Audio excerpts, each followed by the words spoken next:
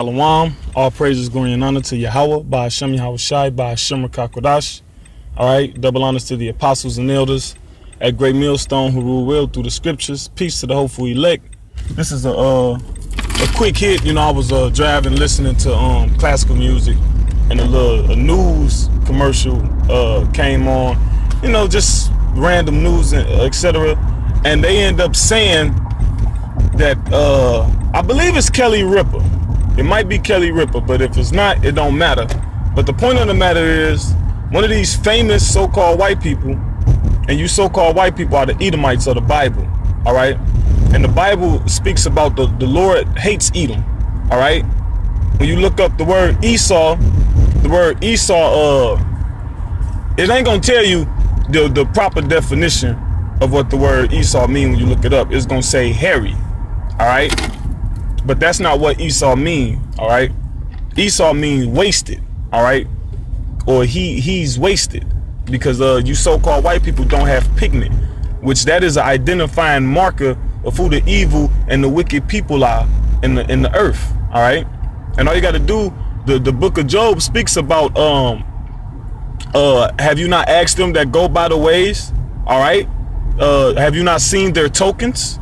The wicked is reserved, all right, to the day of wrath, all right? That's why you so-called white people have yet to be taken down yet. You got these Asians over there, China, you got all these other various nations raging, like the scripture in Psalm chapter 2 says, why do the heathen rage and imagine a vain thing? Yeah, you imagine that you will be the next world leader. You feel that you're gonna oust America, all right? And you're going to take his spot, and you're going to police the world with your ways and your laws. All right. But that's not going to happen. OK. But furthermore, back to the point I was making. Yeah, Kelly Ripa. I believe it's Kelly Ripa. But like I said earlier, if it's not her, it don't matter. All right. But like the news thing was saying, some famous woman by the name of Kelly. All right. She dressed her children up in blackface for Halloween. All right. So with the climate that the world is in right now, and the relations between so-called black people and white people all throughout the ages, what would make her think that is okay? What if they trick-or-treating in the so-called white neighborhood?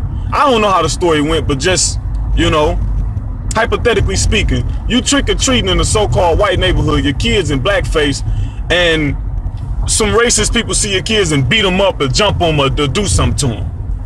All right. So that you so-called white people are not smart. All right. And the scripture speaks about that. It says in Job the 30th chapter, it says they were children of fools, base men. All right. When you look at what the so-called white man do, he's just foolish. Even their so-called smart people, even their scientists and all of that. Everything they do, it ends up destroying the earth. All right, I did a lesson on what happened to all the ladybugs a while ago, and when you think about it, you're like, damn, I remember I used to see ladybugs as a child, you know, and then I remember started seeing them yellowish orangish looking bugs, which are Japanese beetles that resemble ladybugs, and then we stopped seeing ladybugs. So with a little research, you come to find out that fucking American scientists or whoever, but it was you so-called white people been importing those Japanese beetles since the early 1900s. And then you did it again in the 70s. And then around 1998, a guy looked up and was somebody you know, had the same thought, like, damn, where the ladybugs at? And he did some little research and investigated. And then come to find out, you ain't been seeing ladybugs in New York for 20 years. When the ladybug is their, you know, their state bug, so to speak. All right. So that goes into how the so-called white man is an idiot. All right, and how they must be taken out of earth. All right.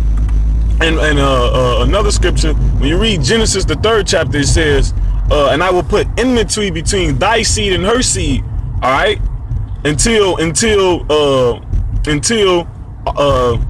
her seed, and that her represents Israel, Yasharallah, crushes the head of the wicked. Because right now you bit us in the ankle. Alright? Yeah, you got us. Yeah, it hurt. Yeah, it sting. Alright, but we still alive. You know, the Lord's still preserving us. But your head gonna be crushed. The scripture says the head. Alright? And what do the saying go? Take out the head, the body will follow. Alright? So take out you so-called white people, you're the head of the heathens. Alright? So the rest of the heathen nations, that's basically the body, the example I'm using now. Alright? And take out the head, the body will follow. All you nations gonna be under subjection. But enmity basically means we always gonna be against each other. We're always gonna be at odds, okay? No matter what climate the world is in. All right, when you look at America, when America was doing good, when it was great, and it never was great. All right. Well, the only thing that made it great is that they had the children of Israel in the captivity. All right. And the Israelites are the so-called Negroes, Latinos, and Native Americans. So you had access to our strong bodies. All right. For cheap labor. And you had access to our strong minds because we was inventing things in captivity, and you took the credit.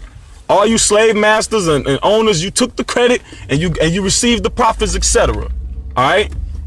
That's what made America great. That's what made any nation great, was the subjugation of the so-called Negroes, Latinos, Native Americans, which make up the Israelites. All right. But back to what I was saying, our people, you know, need to wake up to the fact that, look, we never gonna be friends. We always gonna be enemies, because it was made to be that way. That's the way the Lord set it up, man. And they're steady doing with all the Michael Browns and with all the Trayvon Martins and with all the innocent so-called Negroes and Latinos getting killed and Native Americans, and then they still find that funny, and then they come and do damage control. You come and apologize and all this extra, you know. But with that, you know, Lord willing, this was an edifying lesson to the hopeful elect. All praises to Yahweh, by Hashem Yahushai, by Hashem Rakakodash. Shalom.